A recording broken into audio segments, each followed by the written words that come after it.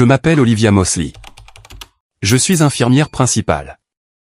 J'ai passé 31 ans à apprendre à rester calme quand tout autour de moi s'effondre. Ce mardi soir, j'ai eu besoin de chacune de ces années.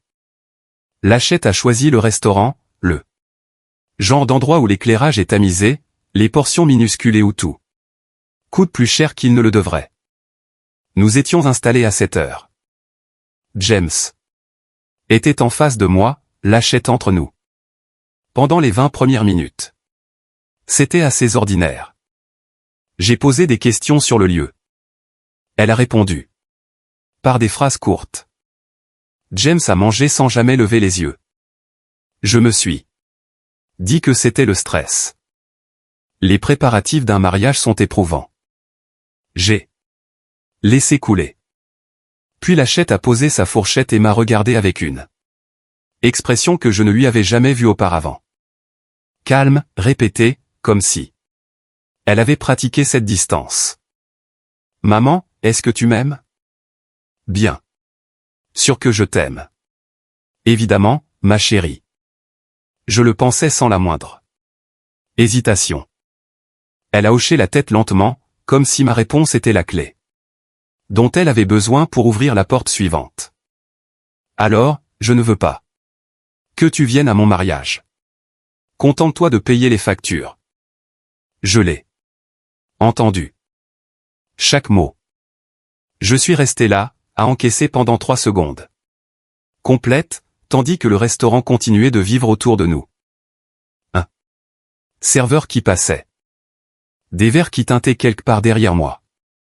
Le bourdonnement tranquille des soirées ordinaires d'autres personnes. James a continué à manger. Il n'a pas marqué de pause, n'a pas levé les yeux, n'a pas bougé sur son siège. Cette immobilité m'en a dit plus que tout ce que Lachette avait pu dire. Un homme qui entend quelque chose d'aussi tranchant pour la première fois bouge. Il réagit. Il ne reste pas assis à couper son steak comme si l'air n'avait pas changé. Cette conversation avait été répétée. Il était dans la pièce quand elle a été écrite. Je n'ai pas pleuré. Je n'ai pas élevé la voix. J'ai pris ma serviette, je l'ai pliée une fois, je l'ai posée à côté de mon assiette et je me suis levé. Je n'ai rien touché d'autre sur la table. Je n'ai pas regardé James. J'ai regardé ma fille pendant exactement un instant, assez longtemps pour voir qu'elle attendait de voir ce que j'allais faire. Et puis je suis sorti. Le trajet vers la maison fut silencieux. Pas de radio, pas de larmes. J'observais James Whitfield depuis 2 ans. J'avais vu la façon dont il recadrait chaque conversation à mon sujet jusqu'à ce que je passe pour une menace. J'avais vu ma fille cesser de m'appeler le dimanche. J'avais essayé 2 fois de lui parler directement, et 2 fois elle l'avait choisi lui plutôt que la vérité. J'avais déjà décidé avant de m'asseoir que tout ce qui se passerait à cette table serait la dernière fois que je réagirais au lieu d'agir. Il me voulait humiliée et silencieuse. Il avait mal calculé sur les 2 points. Je paierais pour le mariage, non pas parce qu'il a gagné, mais parce que j'avais déjà pris une décision qui exigeait qu'il croie qu'il avait réussi. Je me suis garé dans mon allée, j'ai coupé le moteur et je suis resté assise dans le noir. À quelle heure regardez-vous ceci? Mettez-le en commentaire. Je veux savoir qui est debout avec moi ce soir. Je n'étais pas en colère. J'étais prête. Et j'avais déjà commencé. Le dîner n'a pas commencé au restaurant. Il a commencé 6 mois plus tôt, un mardi matin, lorsqu'une inconnue m'a trouvé via la page Instagram de ma fille. J'étais à ma pause déjeuner à l'hôpital quand le message est arrivé. J'ai failli l'ignorer. Le compte n'avait pas de photo de profil, à peine quelques abonnés et un nom que je ne reconnaissais pas.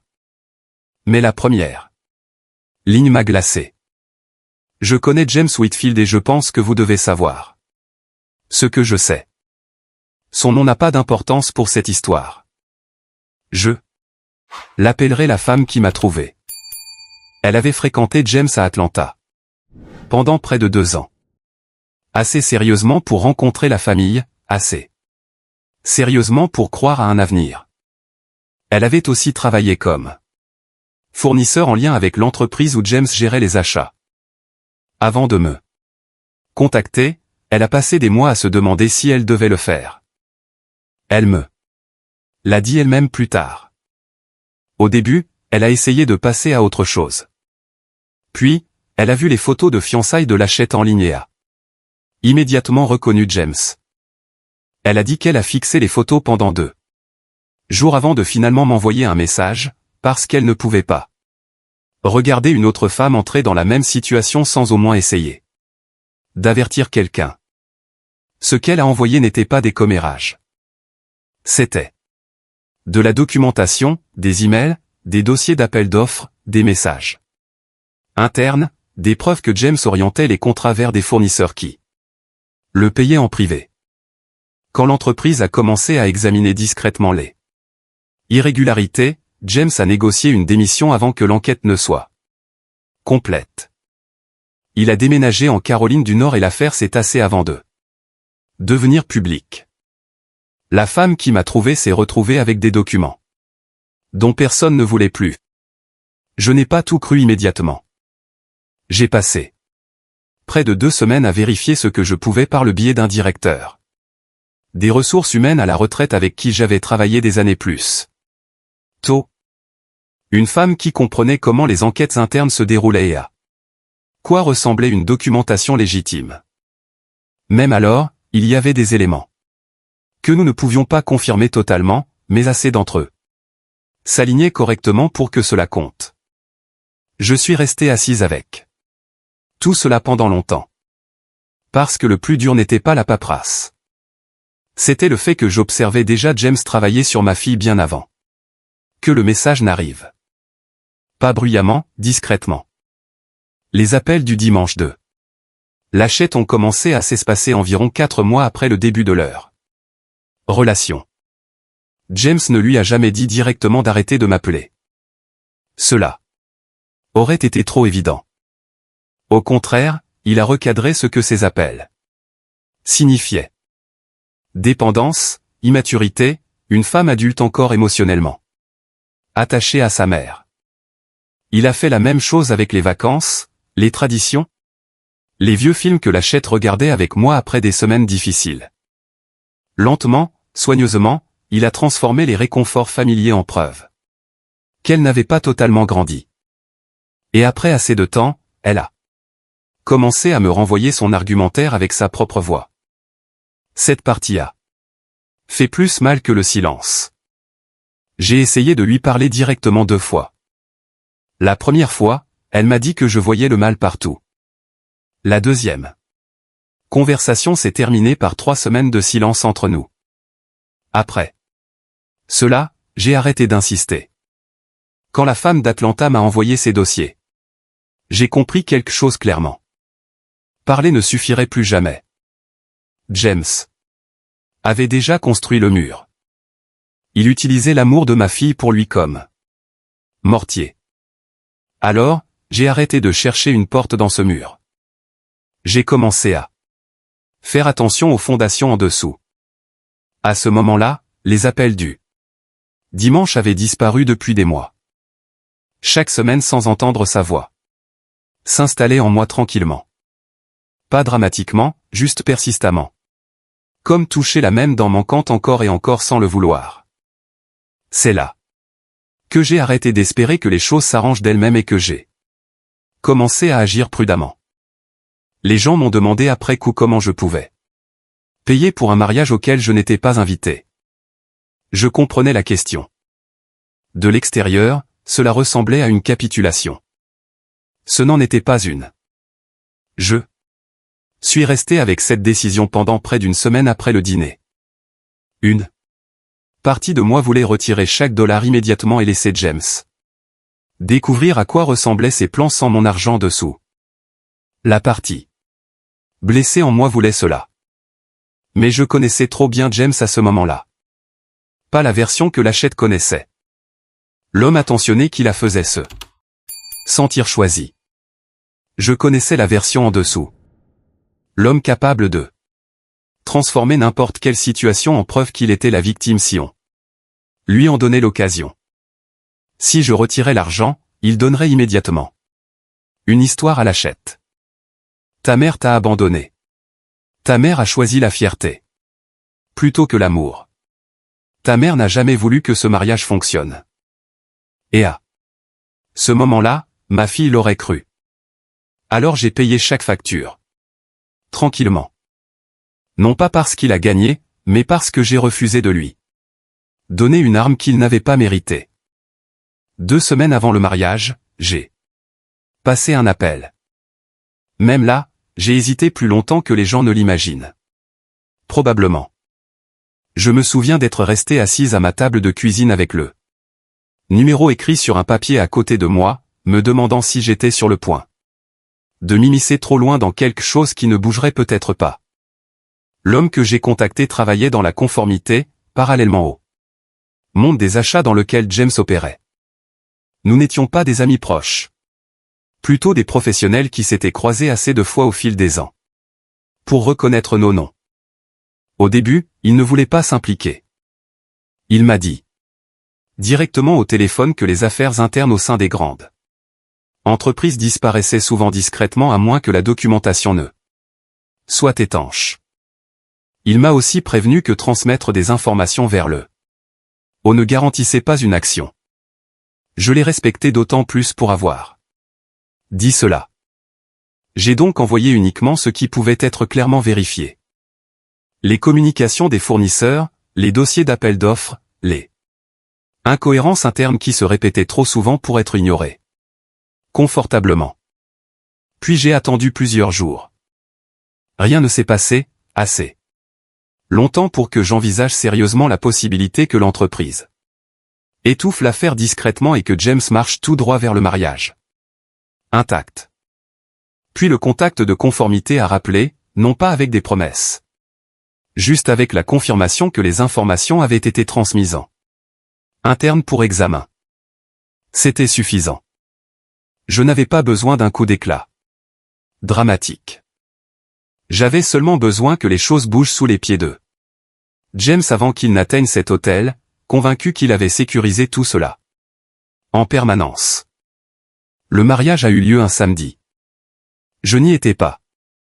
Des gens que je connaissais y ont assisté, naturellement. Des amis de la famille, des relations de longue date, des gens qui se sont souciés assez pour me raconter à quoi ressemblait la journée par la suite. James a fait un discours lors de la réception. Il a remercié tout le monde de célébrer ce qu'il avait construit. Fourni à sa nouvelle épouse. Il a accepté les félicitations dans une salle que mon argent avait payée, jusqu'aux fleurs sur les tables.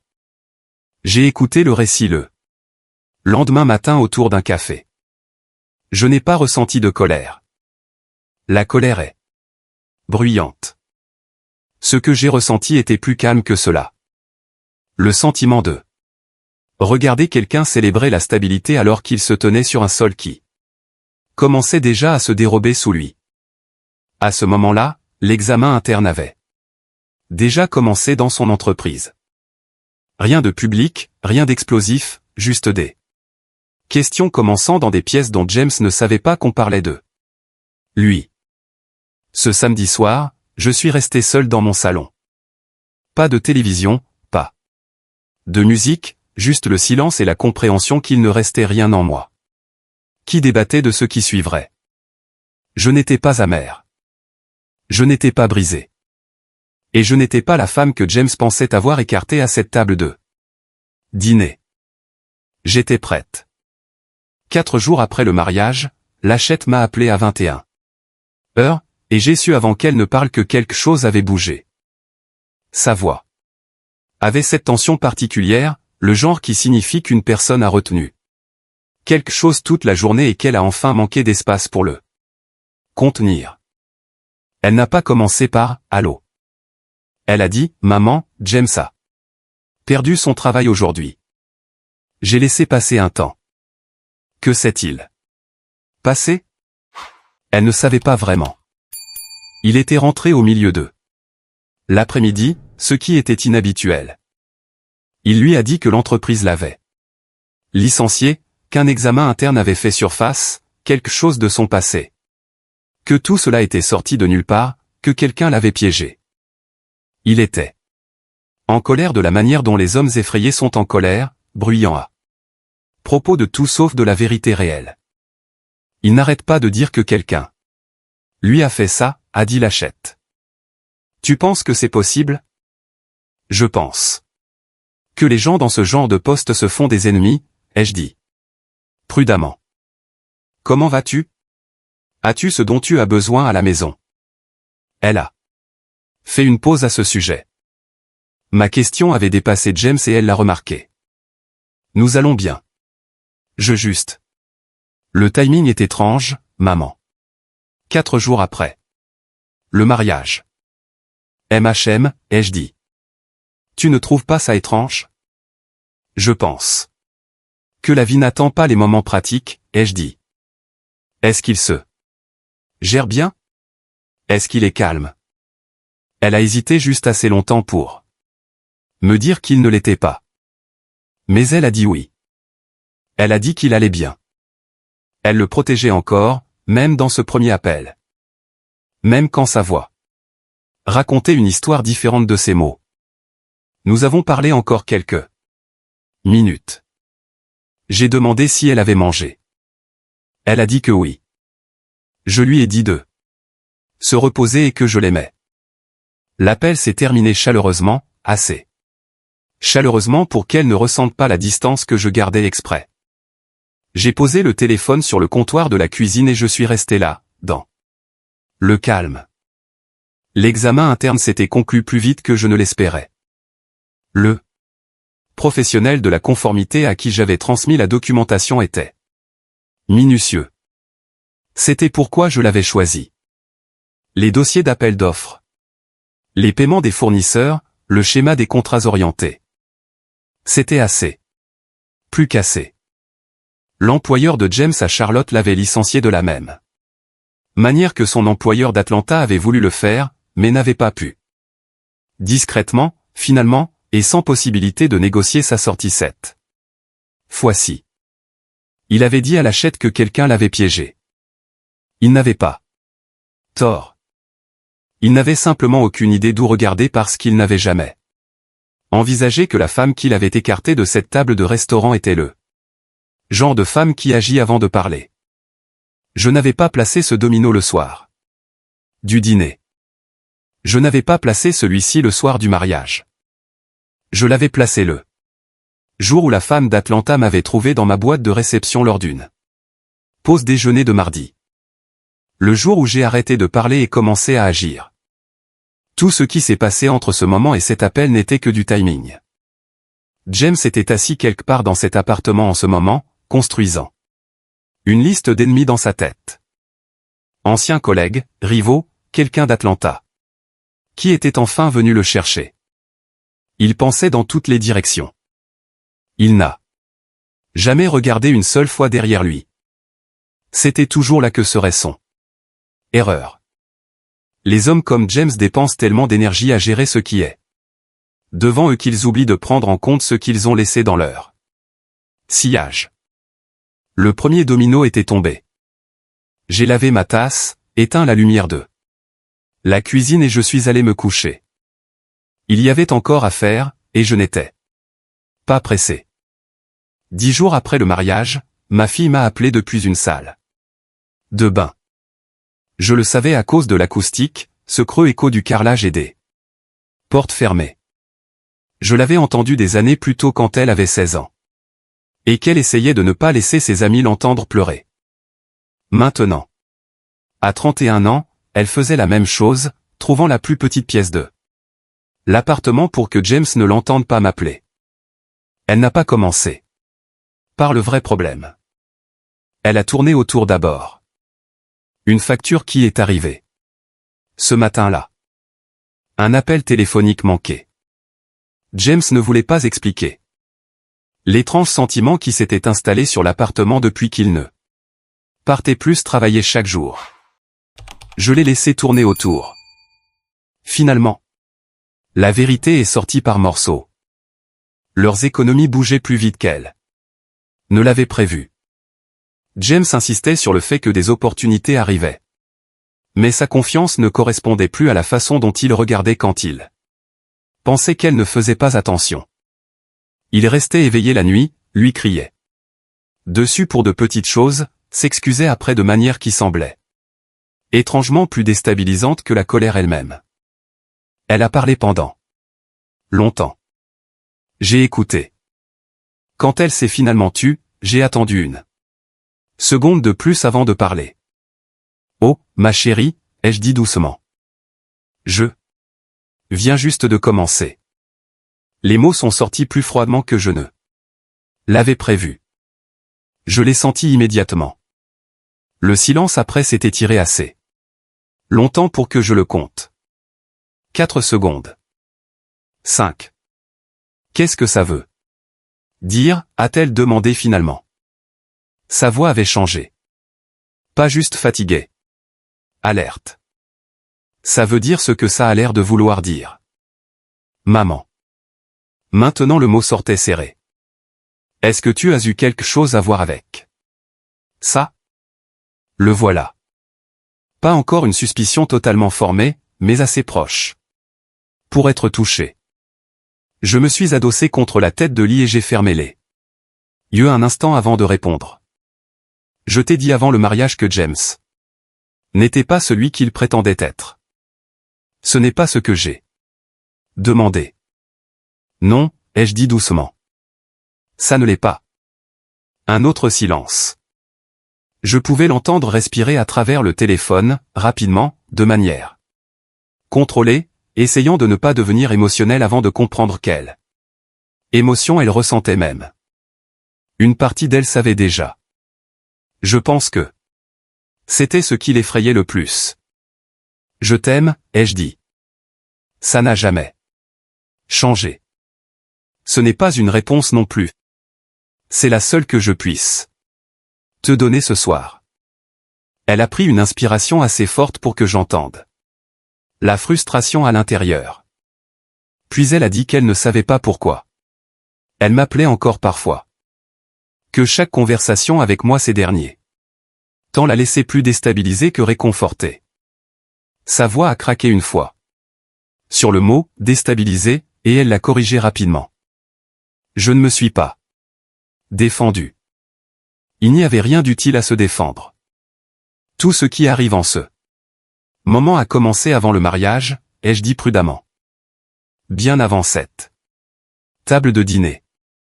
C'est tout ce que je te dirai. La ligne est redevenue silencieuse. Cette fois, le silence semblait différent.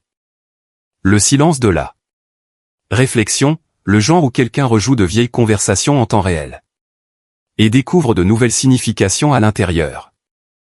Je savais qu'elle se souvenait du restaurant maintenant. La serviette pliée, la façon calme dont je suis sorti, le fait que je n'ai jamais argumenté une seule fois. Qu'est-ce qu'il a fait, a-t-elle demandé soudainement. Pas qu'est-ce que tu as fait. Qu'est-ce qu'il a fait qui comptait? J'ai regardé vers la fenêtre sombre de la chambre. Mange quelque chose ce soir, ai-je dit doucement. Essaie de dormir. Je t'aime. Elle ne m'a pas répondu, mais elle n'a pas non plus argumenté à nouveau. Elle a raccroché doucement. Je suis resté là à tenir le téléphone un moment après la fin de l'appel. Pas avec regret exactement, plus avec la compréhension que quelque part à l'intérieur de tout cela, ma fille était toujours la personne que j'avais essayé d'atteindre. James était quelque part de l'autre côté de cette porte de salle de bain, construisant encore des théories dans toutes les directions sauf la bonne. Il pensait que le pire était déjà arrivé. Il n'avait aucune idée que le véritable effondrement venait juste de commencer. La première enveloppe est arrivée un mercredi. L'achète m'a appelé à ce sujet sans l'appeler ce que c'était. Elle a dit qu'un relevé de crédit était arrivé à son nom pour un compte qu'elle ne reconnaissait pas. Le Solde était de 4000 et quelques. Elle a supposé que c'était une erreur. Elle allait appeler la banque. Sa voix était assurée comme le deviennent les voix. Quand une personne travaille dur pour croire à sa propre explication. Je lui ai dit d'appeler la banque. Je lui ai dit de noter tout ce que le représentant disait. Je lui ai dit de garder l'enveloppe. 3 jours plus tard, il y en avait une autre, un compte similaire, un solde similaire. Puis un relevé de prêt, un prêt personnel contracté 6 semaines avant le mariage. L'heure de nom dessus, un solde qu'elle n'avait jamais vu ni signé à aucun moment dont elle puisse se souvenir. Elle a confronté James. Elle m'en a parlé après par morceaux. La façon dont vous décrivez quelque chose que votre esprit essaie encore d'organiser. Elle lui avait demandé directement à qui sont ces comptes. Quand as-tu contracté ce prêt? Pourquoi mon nom est-il sur quelque chose que je n'ai jamais accepté? Il lui avait répondu. Techniquement, il avait utilisé des mots qui ressemblaient à des explications sans expliquer réellement quoi que ce soit. Et quand elle a insisté une deuxième fois, il a fait la même chose avec des mots différents. La troisième fois qu'elle a demandé, il n'a pas utilisé de mots du tout. Il ne l'a pas frappé. Je veux être précise à ce sujet parce que la distinction compte pour les personnes qui n'ont jamais été dans une pièce avec un homme qui a décidé de vous rappeler ça. Taille sans vous toucher. Il a bloqué l'encadrement de la porte quand elle s'est dirigée vers elle. Il a pris son poignet quand elle a tendu la main vers son téléphone. Pas violemment, fermement, de la manière qui communique que votre mouvement n'est pas votre propre décision en ce moment. Il a rapproché son visage du sien et a parlé sur un registre qu'elle n'avait jamais entendu de lui auparavant. Calme, contrôlé, spécifique.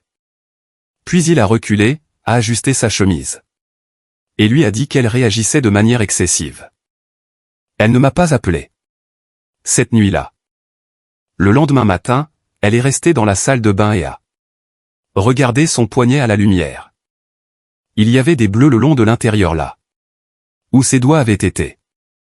Elle est restée là pendant un long moment. Puis elle a sorti son téléphone et l'a photographié. Elle m'a dit plus tard qu'elle ne savait pas totalement pourquoi elle l'avait fait à ce moment-là. Ce n'était pas une décision exactement, plus comme quelque chose que son corps comprenait avant. Que son esprit ne rattrape. Elle a créé un dossier, l'a verrouillé avec un code séparé et y a mis la photo. Puis elle a mis son téléphone dans sa poche et est allée préparer le petit déjeuner comme si rien ne s'était passé. Parce que c'est ce que vous faites quand vous n'êtes pas prête à nommer ce qui se passe. Vous faites le petit déjeuner. Vous continuez à bouger. Vous vous dites que c'était le stress. James avait aussi commencé un nouveau schéma à ce moment-là. Chaque conversation sur l'argent, sur l'appartement, sur le dîner, sur rien, arrivait éventuellement au même endroit. Olivia, sa mère, était l'interférence. Sa mère ne l'avait jamais accepté. Sa mère était la raison pour laquelle l'énergie dans leur foyer semblait mauvaise. Si Lachette créait simplement de la distance avec cette relation, tout le reste trouverait son équilibre. Lachette a arrêté de répondre à cette partie. Elle n'a pas argumenté. Elle n'a pas été d'accord. Elle a juste laissé passer à travers la pièce sans atterrir. C'était nouveau. James l'a remarqué. Il n'a rien dit à ce sujet, mais il l'a remarqué. Ce soir-là, elle a verrouillé son téléphone et l'a posé face contre table sur la table de chevet. Elle ne savait pas encore ce qu'elle construisait à l'intérieur de ce dossier. Elle ne savait pas encore qu'elle se protégeait déjà, mais elle le faisait.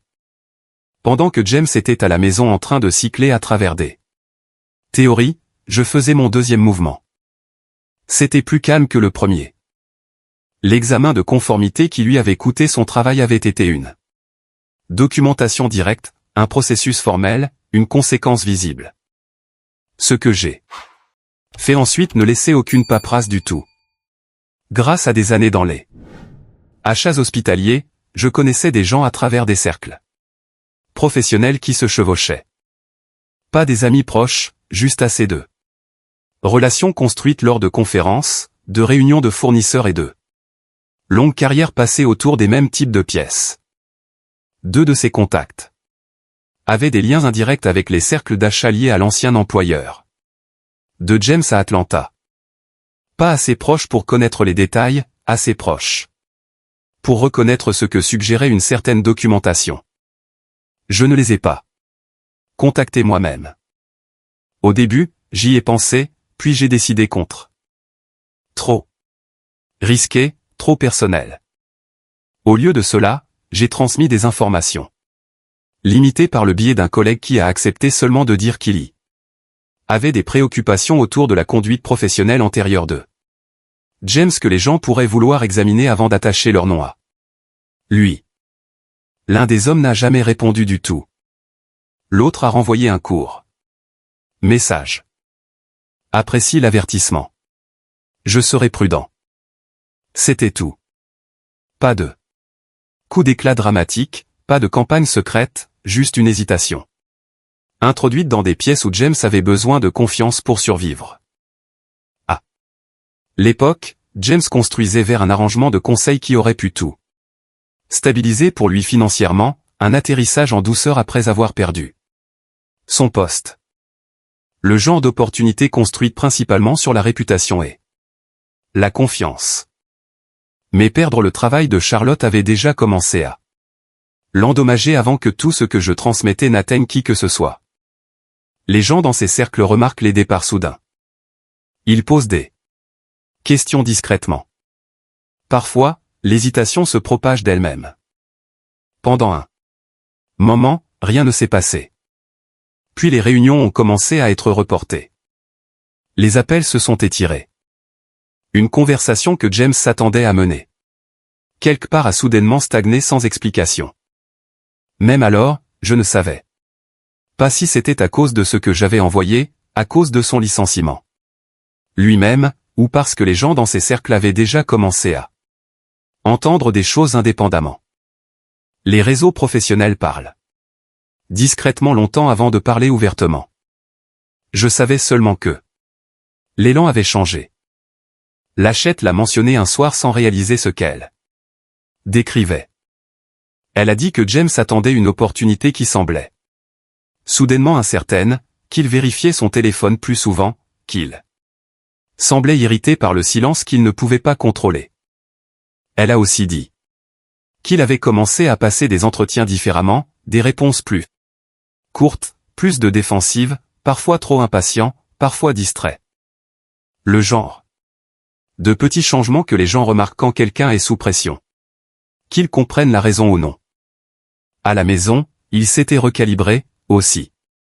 L'incident du poignet avait été une perte de contrôle, et James n'était pas assez imprudent pour répéter des erreurs visibles rapidement. Ce qu'il a remplacé était plus subtil. Il est devenu attentionné à des moments imprévisibles, faisant du café, posant des questions sur sa journée, touchant son épaule légèrement au passage, puis émotionnellement absent une heure plus tard sans transition. Cette incohérence l'a déstabilisé plus que la colère ne l'avait fait. Elle m'a dit qu'il était devenu plus calme. J'ai demandé quel genre de calme. Elle a réfléchi pendant une seconde avant de répondre. Le genre qui semble attendre quelque chose. C'était exactement ça. Les hommes comme James dépendent du mouvement vers l'avant, de leur image, de leur réseau, de leur influence sur les gens. Quand ces choses stagnent, ils ne s'effondrent pas immédiatement. Ils deviennent vigilants. Il était assis en face de ma fille chaque soir, jouant toujours la stabilité. Assez agréable pour que rien ne puisse être pointé directement. Assez distant pour qu'elle ressente une tension de toute façon sans comprendre totalement pourquoi. J'avais passé des années autour d'hommes comme ça dans des réunions, dans des négociations. Dans des pièces où le pouvoir bougeait discrètement sous la conversation polie. Je savais ce que signifiait cette immobilité. Cela signifiait que James cherchait son prochain mouvement, et j'ai compris à ce moment-là que tout ce qui viendrait ensuite ne resterait pas petit. Elle l'a trouvé un jeudi après-midi, dans la poche gauche de sa veste. Elle ne cherchait rien. Vérifier les poches avant la lessive était quelque chose qu'elle faisait depuis toute sa vie d'adulte. Une habitude que sa mère lui avait donnée en fait quand elle avait 17 ans et qu'elle avait ruiné une bonne veste en laissant un stylo dans la poche de poitrine. James savait qu'elle le faisait. Il l'avait vu le faire des dizaines de fois au cours des années qu'ils avaient passées ensemble. Le reçu provenait d'un restaurant à Raleigh. Dîner pour deux. La date dessus était le samedi de leur week-end d'anniversaire. Le week-end où James lui avait dit qu'il assistait à une conférence à Greensboro. Elle est restée dans la buanderie et l'a lu 2 fois. Puis elle l'a retourné comme si le dos pouvait offrir une explication différente. Ce n'était pas le cas. Elle est restée là pendant un long moment. Elle n'est pas allée vers lui. Elle n'a pas élevé la voix dans le couloir ou n'est pas apparue dans l'encadrement de la porte de n'importe quelle pièce où il se trouvait avec le reçu à la main exigeant un compte. Elle y a pensé. Elle a ressenti l'attraction de cela. Cette colère particulière qui veut bouger immédiatement, qui veut que la confrontation se produise tout de suite. Pendant que le sentiment est assez chaud pour la porter à travers. Elle n'a pas bougé. Au lieu de cela, elle a sorti son téléphone, a photographié le reçu sous la lumière de la buanderie et a ouvert le dossier verrouillé. La photographie du poignet était déjà dedans. Maintenant, il y en avait 2. Elle a mis le reçu physique au fond de la poche de son propre manteau, a fini de trier la lessive. Et a démarré la machine. Puis elle m'a appelé. Elle n'a pas mentionné le reçu. Elle n'a pas mentionné le dossier. Elle a demandé comment j'allais. Juste ça, de la manière ordinaire, la façon dont elle ouvrait les appels avant que James n'ait recadré même cela comme quelque chose de suspect. Je lui ai dit que j'allais bien. J'ai demandé à propos de sa semaine. Elle a dit qu'elle avait été longue. J'ai dit la mienne, aussi. Nous avons parlé de la façon dont nous avions l'habitude de parler les dimanches soirs avant que les dimanches ne s'arrêtent. Rien d'urgent, rien qui ait besoin d'être résolu, juste 2 voix qui se tiennent compagnie à travers la distance. J'ai demandé si elle mangeait correctement. Elle a dit principalement. Je lui ai dit que j'avais vu quelque chose à la télévision qui m'avait rappelé un film que nous avions l'habitude de regarder ensemble quand elle avait 20 ans. Elle s'en souvenait. Nous avons parlé de ça pendant un moment. Je n'ai pas poussé. Je n'ai pas posé de questions sur James. Je n'ai laissé aucune porte ouverte qu'elle se sentirait obligée de traverser. J'ai juste gardé la ligne chaude et facile et je l'ai laissé définir le rythme de chaque sujet. Quand nous avons raccroché, je suis resté avec l'appel un moment. Quelque chose en lui avait été différent, non pas dans ce qu'elle disait, mais dans comment elle le disait. La tension qui vivait dans sa voix depuis des mois s'était légèrement relâchée. Pas partie, juste relâchée. Elle m'a dit plus tard ce qui s'était passé après qu'elle ait posé le téléphone.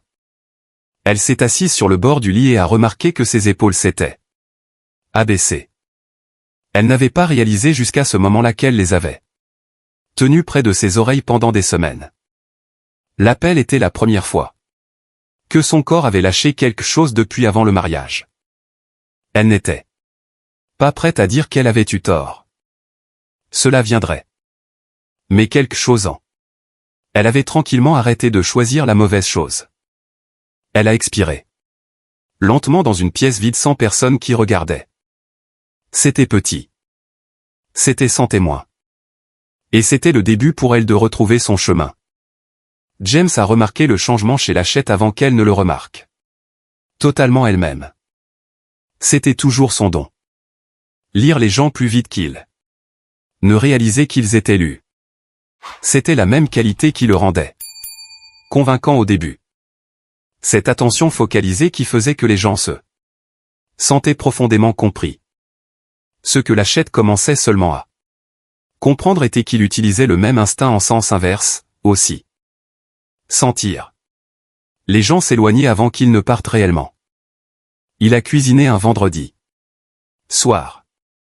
Rien d'élaboré, juste le plat de pâtes qu'il avait l'habitude de faire au début de leur relation.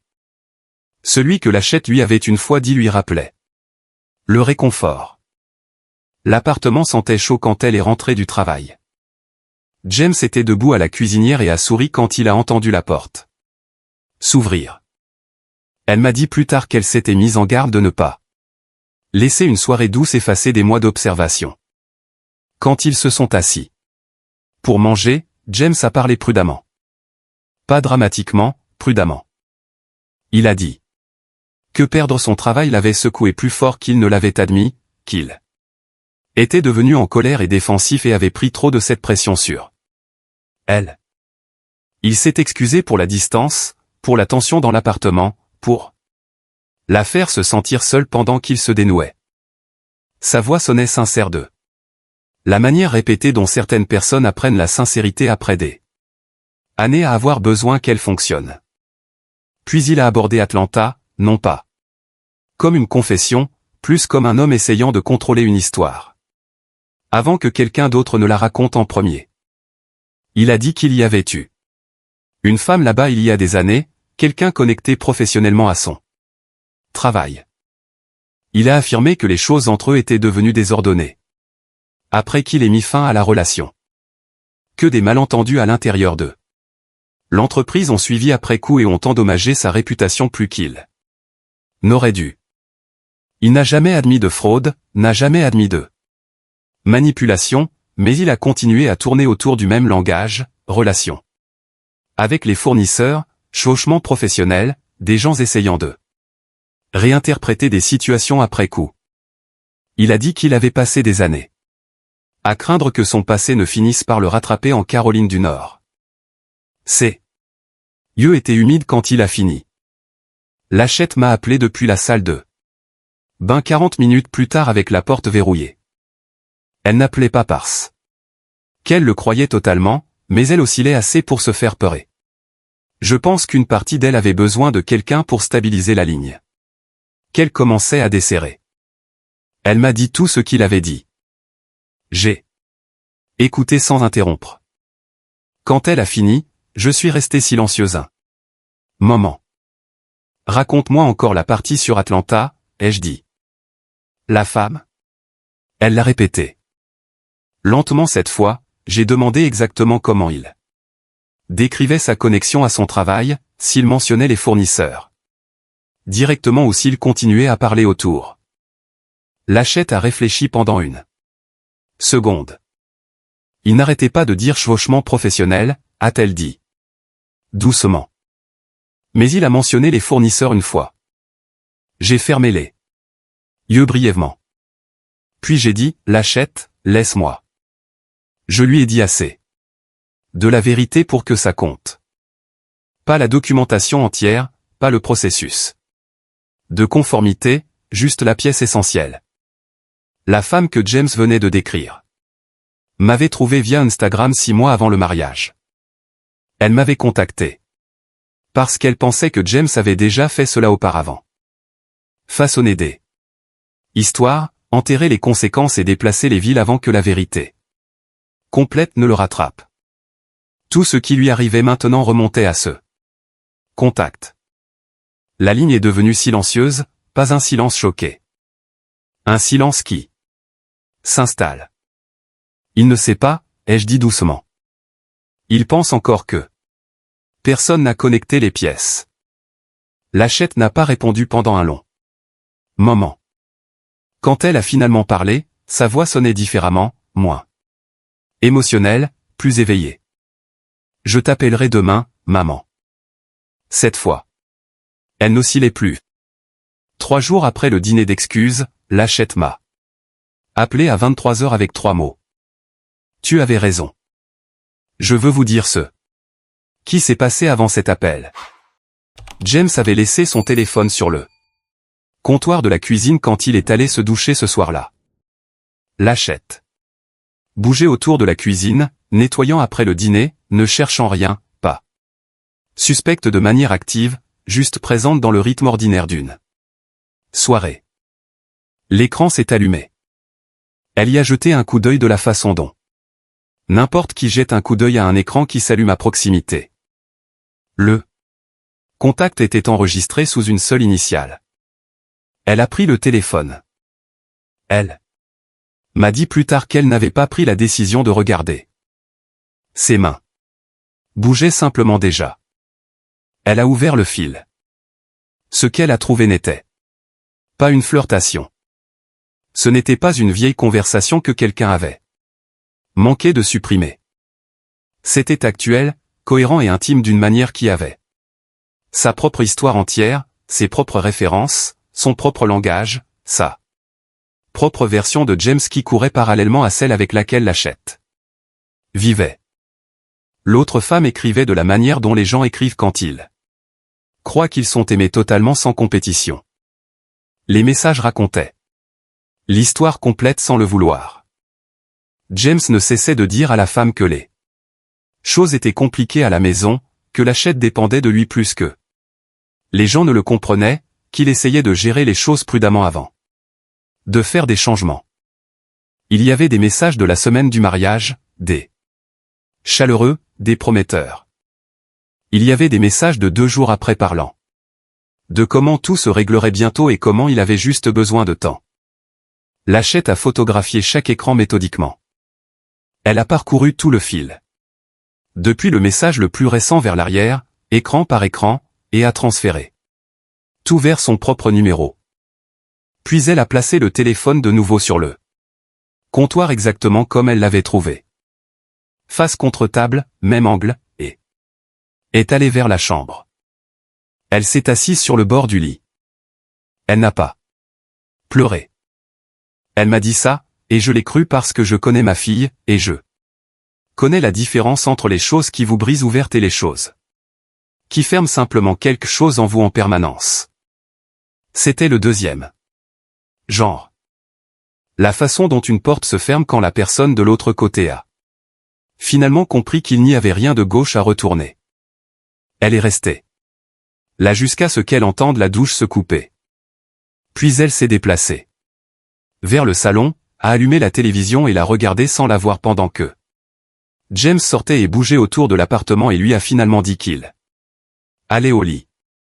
Elle a dit bonne nuit. Elle a attendu une autre heure. Puis elle m'a appelé. Elle n'a pas expliqué ce qu'elle avait trouvé.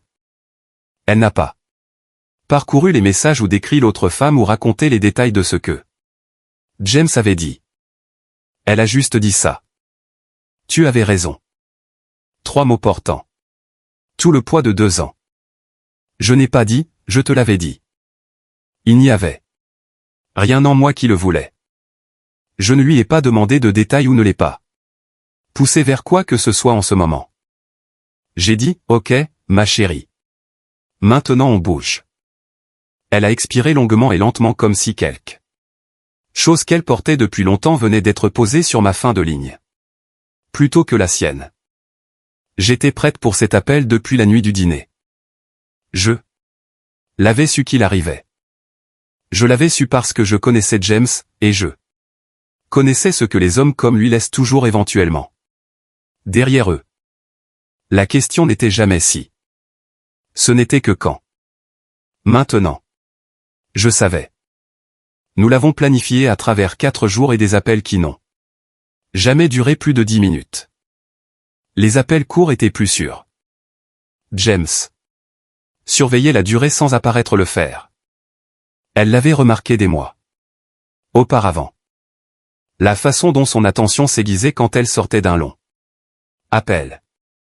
Les questions qui suivaient déguisées en conversation décontractée. 10 minutes ne lui donnaient rien avec quoi travailler. 10 minutes était juste une fille qui vérifiait sa mère. James gardait toujours une réunion de réseautage le jeudi. Pas de revenus, pas de perspective, pas de réelle raison d'y assister. Mais il y allait chaque semaine sans faute parce que la Réunion était l'un des derniers endroits où les gens le traitaient encore comme l'homme qu'il était auparavant. La fierté est coûteuse de cette manière. Elle le gardait hors de l'appartement de 6 heures à au moins 9 heures. Jeudi était notre fenêtre. Je me suis garé dans le parking du complexe à 5 heures et lui ai envoyé un message, un mot, prête. Elle est descendue en 2 voyages, essentiels seulement, ses documents dans un dossier qu'elle avait préparé 4 jours plus tôt, ses médicaments, 2 sacs de vêtements, et le téléphone verrouillé avec tout dedans. Elle a bougé rapidement. Et sans cérémonie, la façon dont les gens bougent quand ils ont pris une décision si totalement que le corps rattrape simplement ce que l'esprit a déjà fini. Elle a laissé sa clé sur le comptoir de la cuisine à côté de l'égouttoir. Ce placement était délibéré. James posait toujours son portefeuille là quand il passait la porte. Il rentrerait à la maison, poserait son portefeuille, et sa main atterrirait à côté de sa clé avant qu'il ne comprenne ce qu'il voyait. Ce moment d'habitude ordinaire interrompu par la chose qui a tout fini. C'était ce qu'elle a choisi de lui laisser. Pas de note, pas d'explication, juste une clé. Dans une place familière qui signifiait soudainement quelque chose d'irréversible. Il a appelé 18 fois entre 9h15 et minuit. Lachette était dans sa chambre d'enfance avec le téléphone face contre table sur la table de chevet. Elle n'a pas répondu une fois. Elle m'a dit plus tard qu'elle s'attendait à que ce soit plus dur, que le son de son nom sur l'écran tirerait sur quelque chose. Ce n'était pas le cas. Elle a dit que ça ressemblait à regarder quelqu'un frapper à la porte d'une maison à laquelle il n'avait plus l'adresse. Je suis resté debout. J'ai fait du thé que je ne voulais pas particulièrement et je suis resté assise dans la cuisine où je pouvais entendre à la fois la porte d'entrée et le couloir vers sa chambre.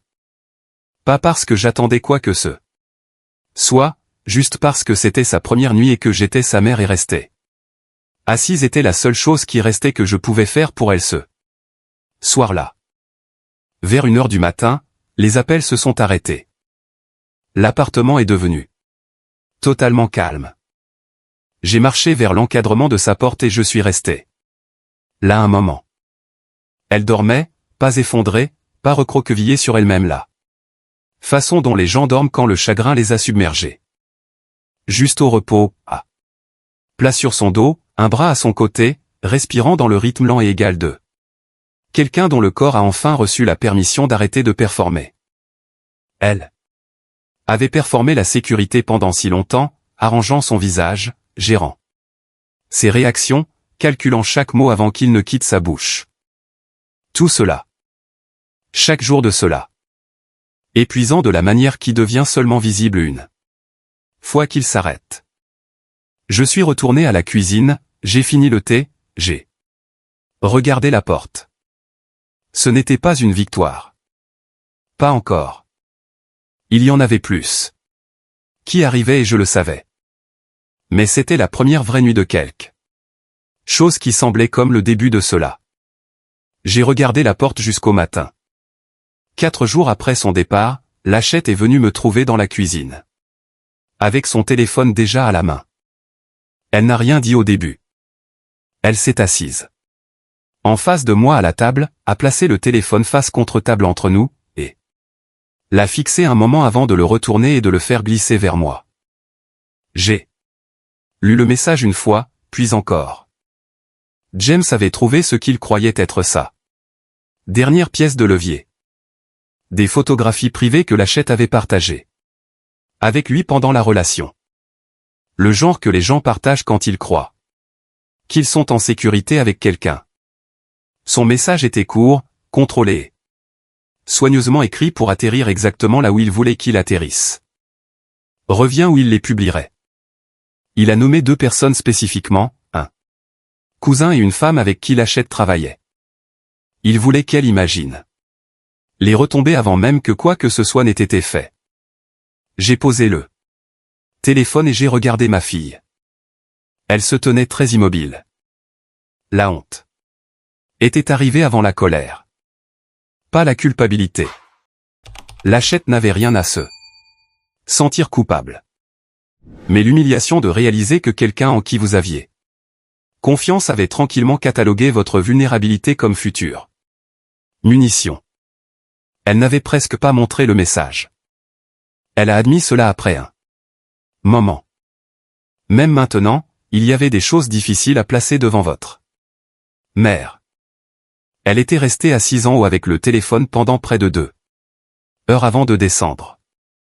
J'étais contente qu'elle l'ait fait. A-t-il envoyé quelque chose déjà, ai-je demandé. Elle a secoué la tête. Elle avait déjà vérifié avec les 2 personnes qui l'avaient mentionné. Rien n'avait été envoyé. Cela comptait. Les hommes comme James voulaient souvent la conformité. Plus que la destruction. Une fois que ces photographies étaient publiées, il perdait le contrôle de la menace. En ce moment, il essayait encore de l'effrayer. Pour qu'elle revienne en position. C'était la fenêtre. Bien, ai-je dit. Doucement. Alors nous avons encore le temps de bouger correctement. Elle m'a regardé prudemment après cette phrase. Pas suspecte exactement, plus consciente, comme si elle commençait à comprendre que certains du calme qu'elle avait pris pour de la passivité ces derniers mois avaient été en fait de la préparation. J'ai pris mon téléphone et je suis entré dans le couloir. La vérité est, je n'avais pas déjà le contact parfait qui attendait. Après l'incident du poignet, j'avais commencé à chercher tranquillement parce que j'avais compris que James s'intensifiait. Mais trouver la bonne personne a pris plus de temps que je ne l'avais prévu. Un bureau m'a renvoyé ailleurs. Un autre n'a jamais retourné mes appels.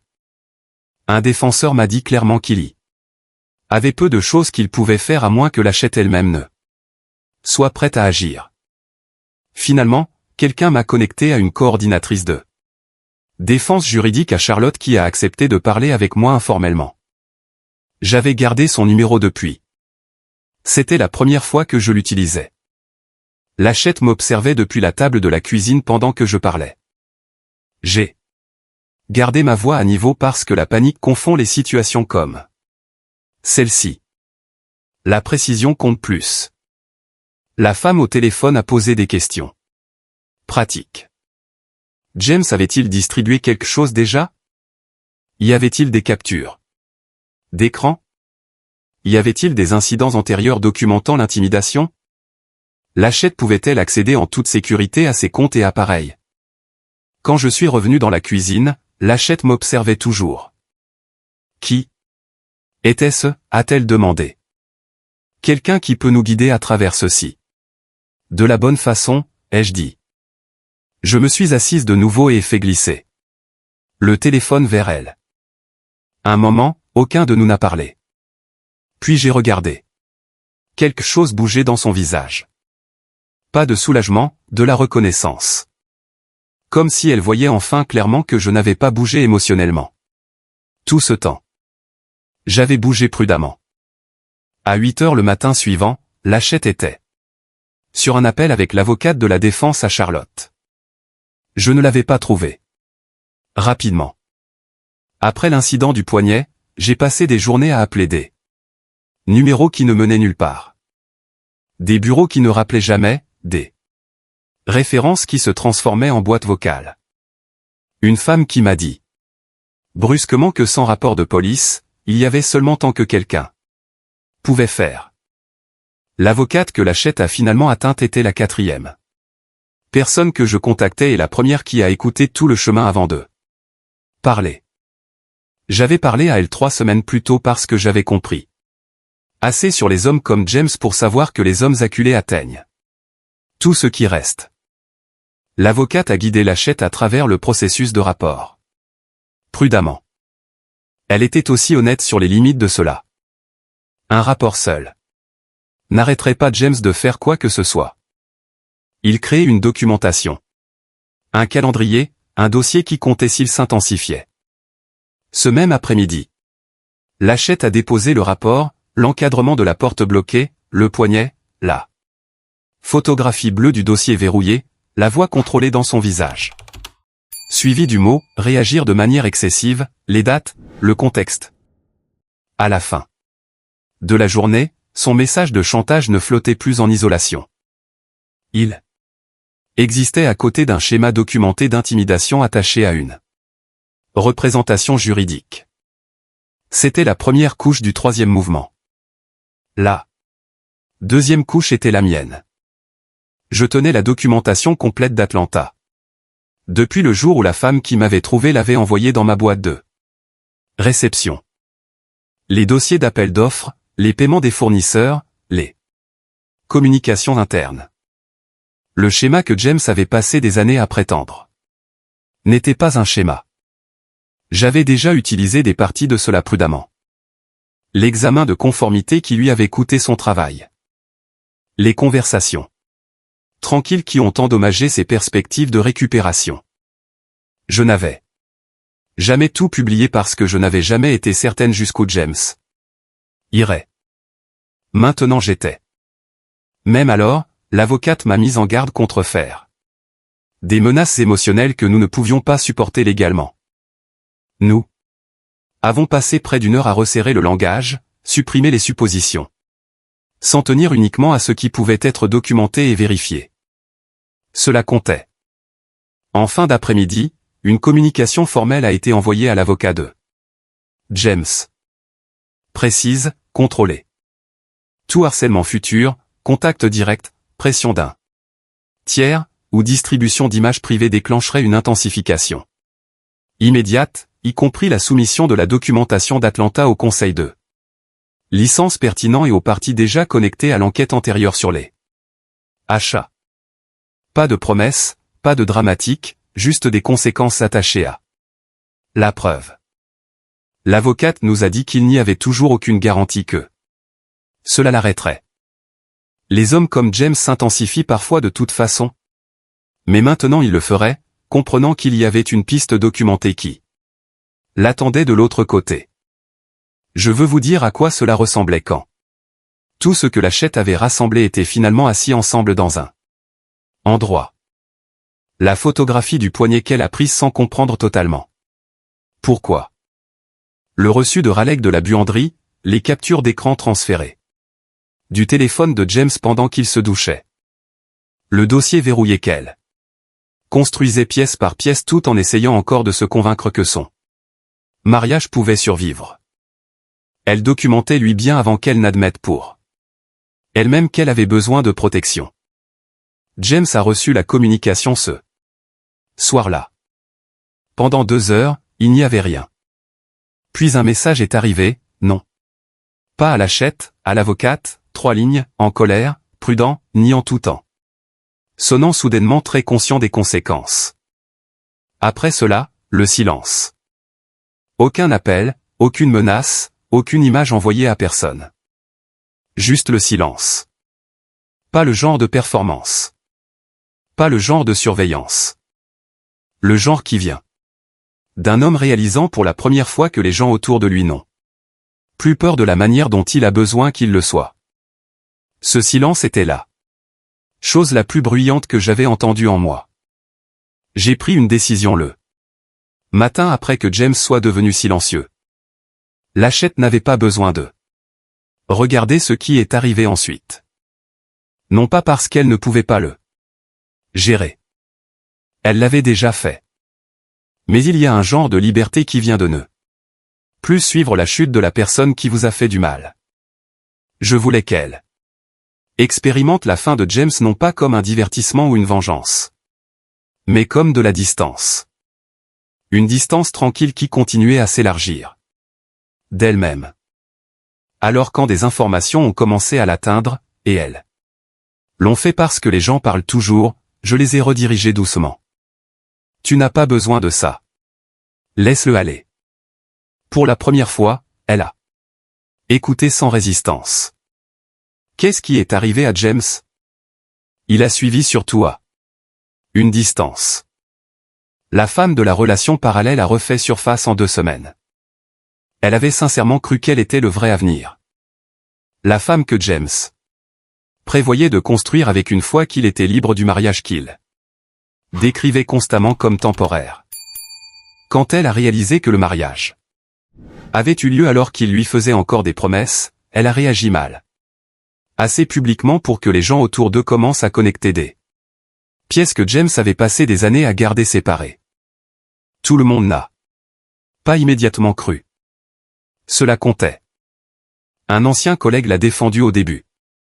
Un autre a dit que la situation d'Atlanta avait probablement été exagérée. Mais ensuite, plus de détails ont fait surface. Des captures d'écran, des dates qui s'alignaient trop proprement. Des histoires de gens qui avaient tranquillement arrêté de lui faire confiance bien avant que tout cela ne devienne visible. C'était comment le changement est vraiment arrivé. Pas tout à la fois, pas dramatiquement, la confiance en lui a simplement commencé à s'amincir pièce par pièce. Les appels ont arrêté d'être retournés. Les réunions de réseautage sont devenues inconfortables. Une conversation de conseil qu'il essayait de raviver a disparu après 2 réunions reportées et un courriel final qui n'a jamais reçu de réponse. 1 mois plus tard, il a quitté Charlotte entièrement. Pas publiquement, pas dramatiquement. L'un des contacts mutuels que Lachette avait l'habitude de travailler avec a mentionné avoir entendu qu'il avait pris un poste temporaire en dehors de la ville à travers quelqu'un qui le connaissait à peine. Petite entreprise, paye inférieure, aucun vrai statut attaché à lui. La documentation d'Atlanta assise dans la possession d'un avocat compliquait tout davantage. Personne ne voulait entrer en affaire avec un homme portant des allégations de achat non résolues et une pression juridique active autour du harcèlement et des menaces de chantage. La Caroline du Nord avait été son début. Propre parce que personne là-bas ne savait ce qui s'est passé à Atlanta. Maintenant, assez de gens le savaient. Il n'était toujours pas ruiné du jour au lendemain. Je veux être honnête à ce sujet. Les hommes comme James s'effondrent. Rarement en un moment cinématique. Ils rétrécissent graduellement. Les opportunités se rétrécissent. Les pièces deviennent froides envers eux. La version d'eux-mêmes qu'ils construisent arrête de fonctionner aussi efficacement qu'elle avait l'habitude. C'était ce qui lui arrivait. Des pièces atteignaient encore Lachette. Parfois un contact mutuel mentionnant qu'il avait déménagé de l'appartement. Quelqu'un au travail demandant avec désinvolture si les rumeurs étaient vraies. Une fois un message d'un numéro inconnu qui disait simplement « Il a fait la même chose à elle, aussi. Chaque fois qu'elle venait à moi, je répondais de la même manière. Tu n'as pas besoin de ça. Laisse-le aller. » Un soir, elle s'est assise en face de moi à la table de la cuisine et a dit « Doucement, maman, je ne ressens rien. Je pensais que je ressentirais quelque chose maintenant. » Elle n'était pas contrariée, juste surprise. Je l'ai regardé un moment. Ce n'est pas rien, ai-je dit. C'est la paix qui commence. Elle est restée assise avec ça tranquillement, puis a hoché une fois. Comme si quelque chose s'était installé en place à l'intérieur d'elle. Plus tard. Cette nuit-là, je suis passé devant l'encadrement de sa chambre. Elle était debout à la fenêtre de sa chambre d'enfance. Pas en train de pleurer, pas en train de fixer son téléphone, pas en train de rejouer de vieux messages ou de chercher des mises à jour sur James. Juste debout là dans le calme dans une maison où personne ne surveillait son ton. Personne ne recalculant ses émotions. Pour un levier. Personne n'attendant qu'elle devienne plus petite pour qu'il puisse se sentir plus grand. Juste le calme. J'ai continué à marcher. Elle n'avait pas besoin de moi en ce moment. C'était le point. Je suis descendu un dimanche matin et ma fille avait fait mon café. C'était une si petite chose.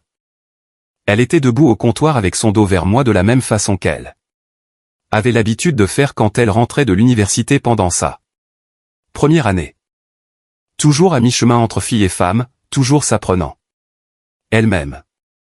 Le café était déjà versé. Elle s'était souvenue exactement comment je le prends. C'était la chose qui a presque défait moi. Non pas le mariage, non. Pas les appels téléphoniques, non pas même le silence qui est arrivé après. Juste une tasse de café faite correctement par quelqu'un qui se souvenait encore de moi sous tout ce qui s'était passé. Je me suis assise et elle a apporté les 2 tasses à la table. La lumière du matin venait à travers la fenêtre de la cuisine dans la même inclinaison qu'elle avait toujours eu les dimanches. Aucun de nous n'a parlé pendant un moment. C'était ordinaire. Le genre d'ordinaire que les gens sous-estiment jusqu'à ce qu'ils le perdent presque. Finalement, elle a posé sa tasse. J'aurais dû écouter, a-t-elle dit doucement. Je savais que quelque chose n'allait pas avant le mariage. J'ai juste continué à me dire que je l'imaginais. Je suis désolé, maman. Elle ne l'a pas adouci avec des excuses. Pas de blâme sur le stress. Pas de blâme sur l'amour. Juste la vérité. Posée doucement sur la table entre nous. J'ai regardé ma fille, cette femme que j'avais vue dériver, une conversation prudente à la fois. Cette femme qui avait commencé à manquer les appels du dimanche et à répéter les opinions de James devant moi comme si elles étaient ses propres pensées. Cette femme qui avait été debout dans une buanderie tenant la preuve et n'était toujours pas prête à nommer ce qu'elle savait déjà. Et cette même femme assise en face de moi. Maintenant, de retour. Je sais, ai-je dit. Et tu n'as pas à continuer à te punir pour ça. Ses yeux se sont levés à ce sujet.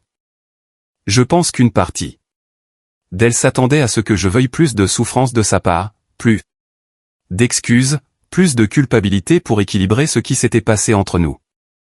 Mais ça n'avait jamais été ce que je voulais. Je voulais ma fille de retour.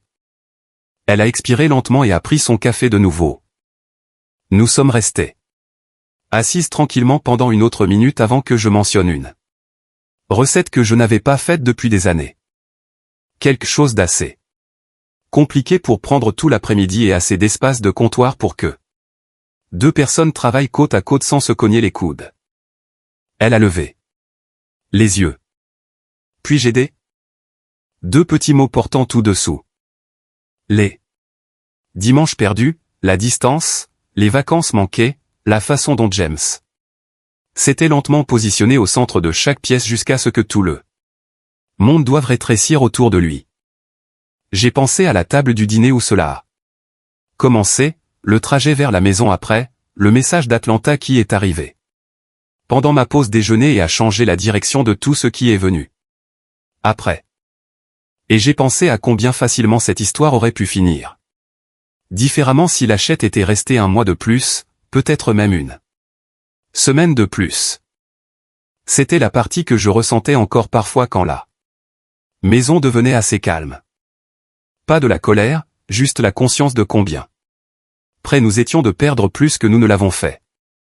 J'ai pris ma tasse de café et j'ai regardé ma fille en face de la table. Puis j'ai souri. Nous sommes encore ici, ma chérie, ai-je dit. C'est ce qui compte.